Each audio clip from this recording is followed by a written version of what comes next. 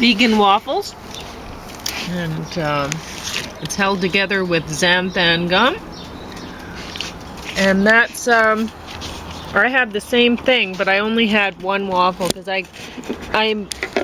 it's better for me if I eat buckwheat. So what I do is I grind up the buckwheat groats, or however you pronounce that, into the food processor until it's like a flour, and then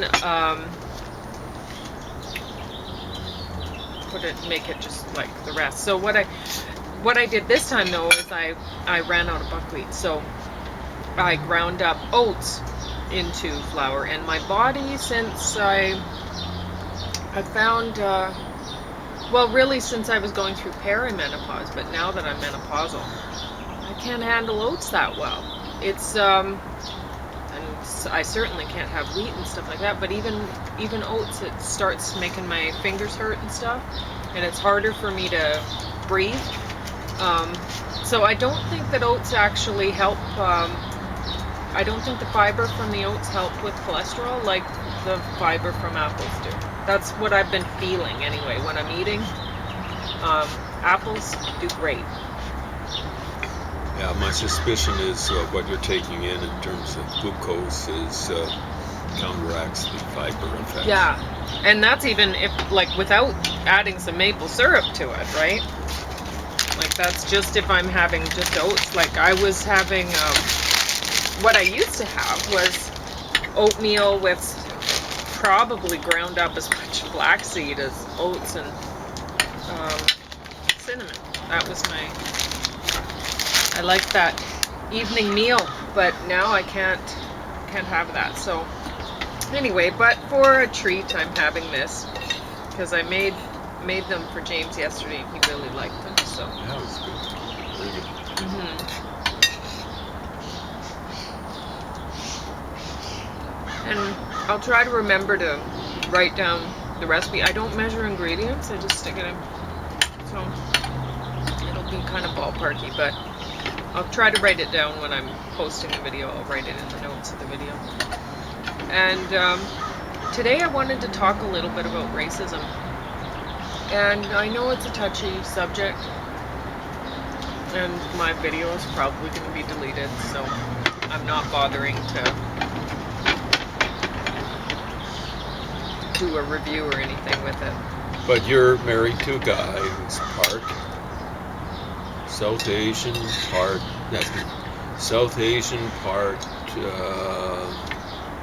African American, part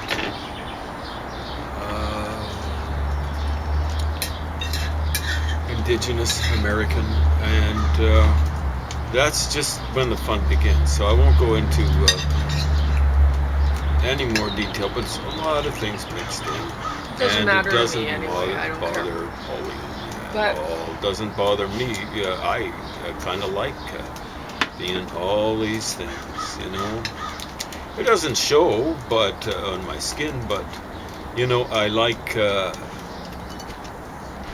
digging all these cultures.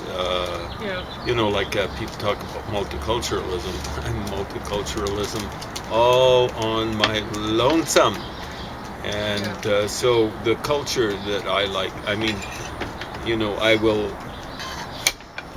and when it comes to South Asian, I don't know and really don't care whether that was, the chance are probably 3/4 or 75% that I come from a Hindu background, but if I come from a Muslim background, that's plenty fine with me. Whatever. So anyway. I don't, you know, as far as the religions are concerned, you know, like I'm agnostic and stuff like that. So, you know, like I have a moral compass, and if there's some bad things about any particular religion or belief system, really, like with communism, Nazism, or fascism, I'm going to call that. Well, and actually, I'm glad you brought that up, because the thing about racism is a lot of people these days are mixing up race with culture. Oh, it's awful. They're doing it intentionally, and it is absolutely wrong. It is evil, actually, to do that. It doesn't matter what your intentions Your are. cultural beliefs, you can change. You're not born with them. You're not born with them. You're born into a family that maybe had it, but it's not in your genes. There are people on the right wing and the people on the left wing, or they say they're on the left wing, but they're not. Who confuse these things, so there'll be people saying, oh, like Canada's getting full of all sorts of colors and stuff like that, and all sorts of belief systems and so on and so forth. And then there are people on the left wing. Oh man, you'd better watch it. You'd better watch it, what you criticize, because you're criticizing a religion of people of color, and you are encouraging violence against them. And no, it doesn't work out that way, because if you're calling down whites because they are white Anglo-Saxon Protestant, and people are confusing that is evil. You are religion, like if you, by the same figuring, you're encouraging terrorism against whites. And if you encourage violence against anyone, really, a belief system, like extrajudicial, extra-legal violence, that is absolutely unacceptable. Not Annafred. I'm not going to lift you up. You're. But I'm too big to sit on my lap. When it comes to that sort of stuff, I'm against all that sort of stuff. Like stuff has to be. I don't really believe in judicial violence. I don't believe in the death penalty and stuff like that. But. You don't want me to pet your head? Is my hand too heavy for I your look head? for consistency right across the line. We might have enough chance to talk about something that was in the news yesterday evening. And it's inconsistent. Here's Gloria Steinem.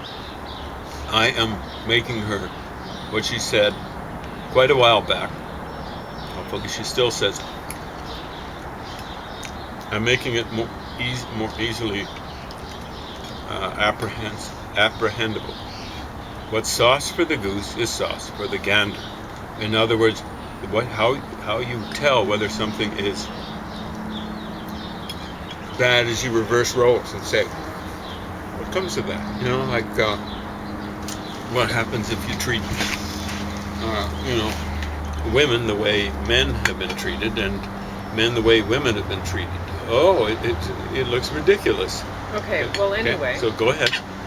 So we're listening to the CBC yesterday, and this is what brought this up. We're listening to CBC yesterday, and there's a man who's talking about his name and how apparently you can change your name. I figured anybody could change their name, but because what bothered me is when I got married, I wanted to change my last name because I wanted to have a child, and I wanted I didn't want confusion. So, and I thought, well, it's respectful to my husband for us to have his name, whatever. So that's what I chose. So I want to make clear that I said to Pauline I'd prefer if she kept her name, but it's her choice. He offered to switch his name to mine. So that could have been, and I don't know, like his sister said to me, oh, well, our last name is a really great name, and I'm thinking, mine was better. Gold is a cool name, right? Gold is a cool name. Although it didn't, it means golden haired. It refers to the hair color, not wealth or anything like that. So people might misinterpret what the name means, but it's a good name. Yeah, see, like Pauline she's golden hair and golden skin, so not many people have that combination. It's incredible. It's an incredibly good name. But when I when I haven't been out in the sun enough, and then my hair is golden. Yeah. But anyway, I don't. No, I'm well named, but it's not a good name for Pauline. Belle does not mean ding dong. It's not English. No, name. It means mouth. It means mouth, and I'm he's a talker. pretty mouthy kind of guy. Yeah. and I'm not. I don't like to talk, but this blog thing has gotten me, like the video part of it, has gotten me talking a little bit more. But I'm the kind of person, I really listen. So when people are talking, I tend to pick people to be with me that like to talk, because then I don't have to, right?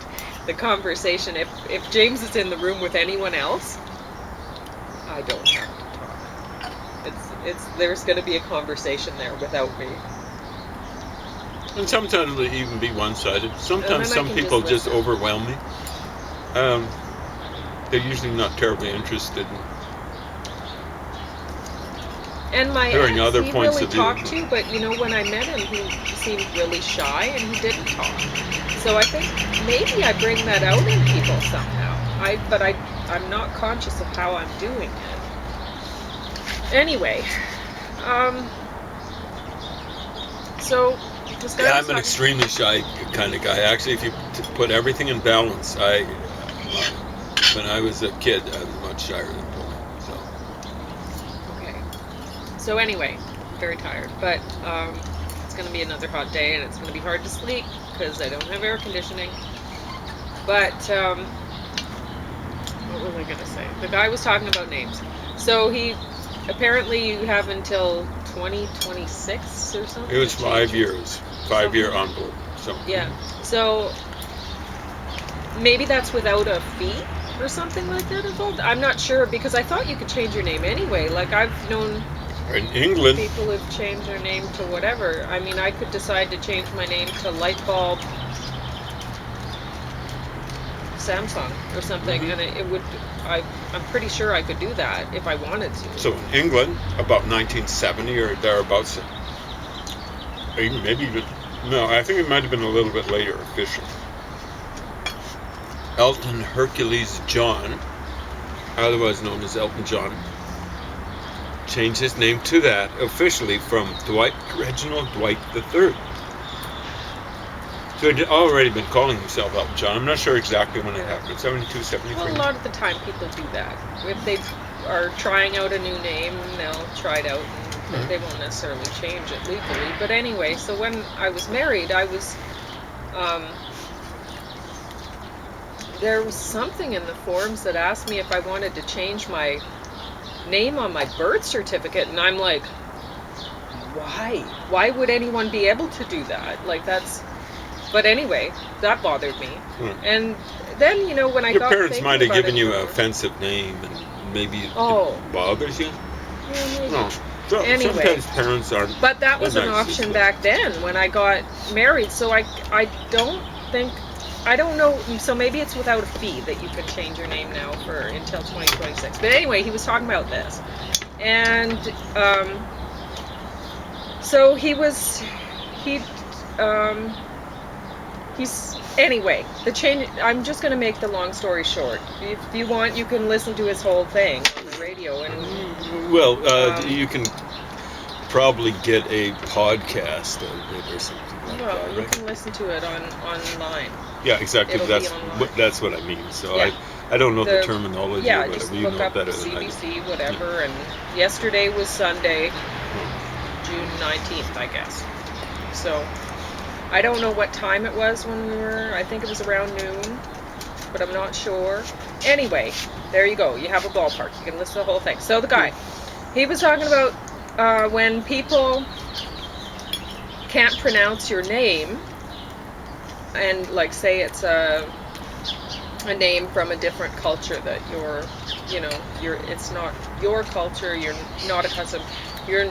accustomed to hearing names like John and Joe and Tom. I don't know. And maybe it's hard for you to pronounce a name from another culture. He's saying that that's racist and we were listening to that going, no. Because if you think about it, when people come to Canada or come to some place from India, a lot of the time you can tell that they weren't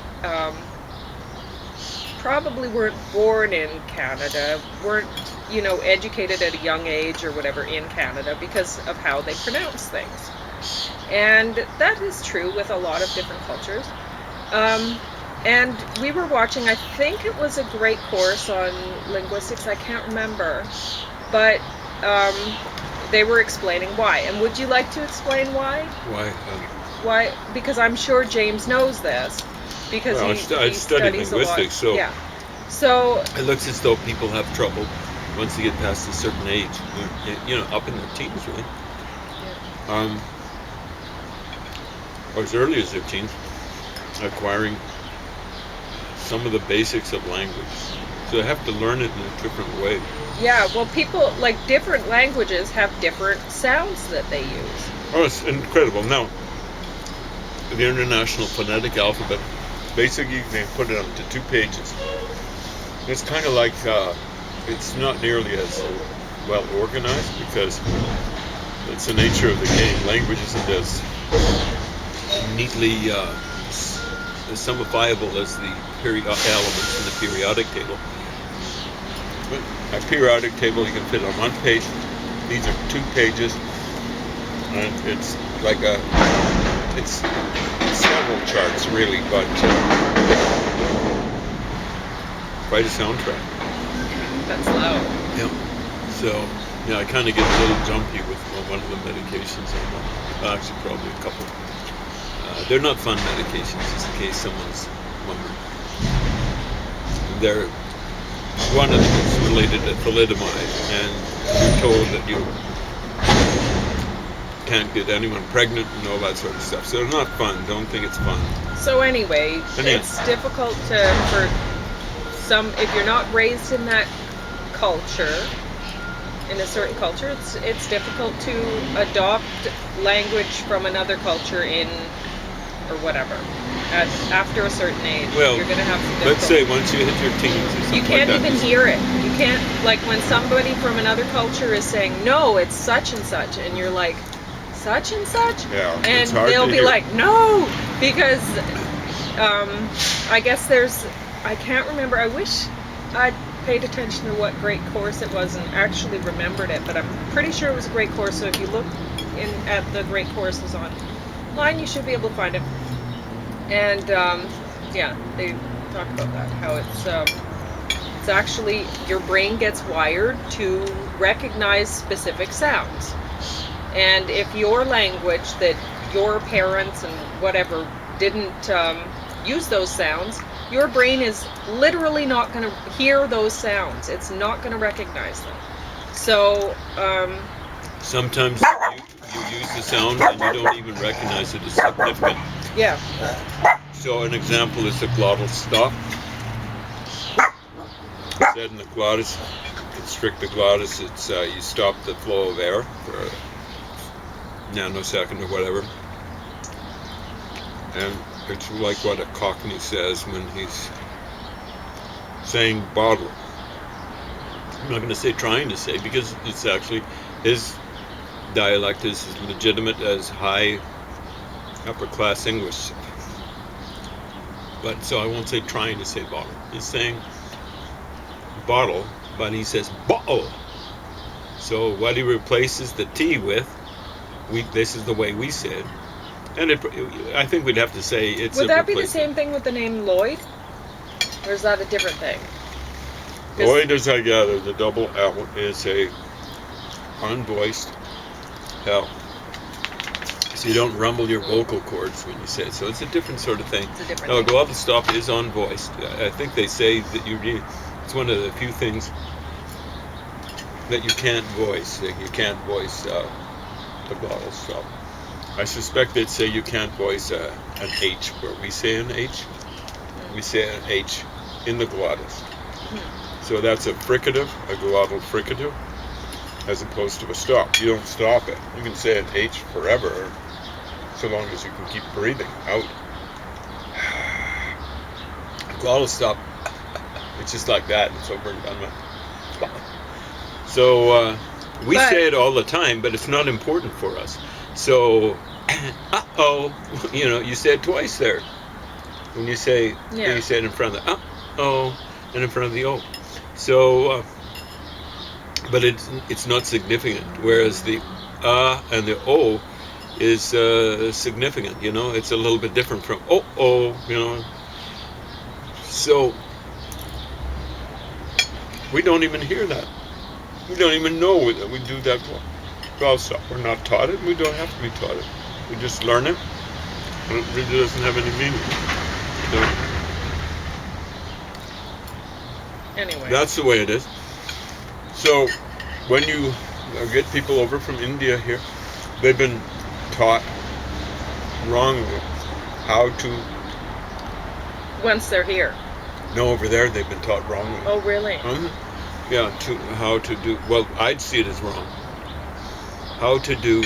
It's wrong for over here. Yeah? It's great for over there because they'll understand it. Everyone's taught it. What they'll have for our alveolars, which is stuff where you bring the tip of your tongue to the alveolar ridge, which is that gum ridge behind your teeth, or towards your throat. That's what I mean by behind. And so T's, D's, N's, they're alveolar. And so what they've been taught, they've got are dentals. So they've got D's, T's, and N's. And if we don't do that. That where you put your tip of your tongue to behind your teeth. We don't have that sound. The French do. Don't. You know, you put your D behind your teeth. And English people have trouble with that because they say don't. You know, don't. It sounds a little bit lighter or something like that. It gets almost to the point where it's almost like a TH where you put in English or a TH for the, where you rumble your vocal cords, where you put your tongue in between your teeth. Mm-hmm. The. So the guy who wrote the Hindu textbook, and he's the guy from Lethbridge here that we used in studying Hinduism, when he's trying to explain how to pronounce these dentals in Hindi and in Sanskrit, he says D/TH or DH is what he says. But let's say for T, you say T/TH. So that's encouraging people to put that tongue down closer to be between the teeth, almost, you know. But it's not that far. Mm-hmm. So I was shocked to look at I think it's a grammar for English, but it's published in India. And what they're telling people, you can see what they're telling people to do with D or T. They say use a retroflex. Now, I was reading something recently that said for the Indian stuff, for retroflex, you put your tongue up in the alveolar ridge. I mean, I think it's more palatal, which is what's behind the alveolar ridge. So it's when people say, what's an example? Don't do that. Don't do that. Mm-hmm. And I'm not putting it on the alveolar ridge. I'm putting it up behind it. Right? Don't do that. And you've got to do that. You got to make that distinction in Indian because don't do that. They should be taught because English people, almost anywhere in the world, especially here in Canada, are used to French people, for example. They've taught French, where they're hearing those dentals. That retroflex sounds very, very foreign, and because it's foreign, we're not used to hearing it. You see what I'm saying? Mm-hmm. And it's okay to be foreign, but you kind of wish in India that they weren't taught that. But that's what they're taught, and that's their dialect of English now. And more people probably speak English there than anywhere else in the world, really. Probably. Including the United States. Yeah. Because they do a good job of teaching it. Like there's some... So that might actually be English in 20 years. We might... It's hard to say. Be doing that. 20 years is a little short for that sort of stuff.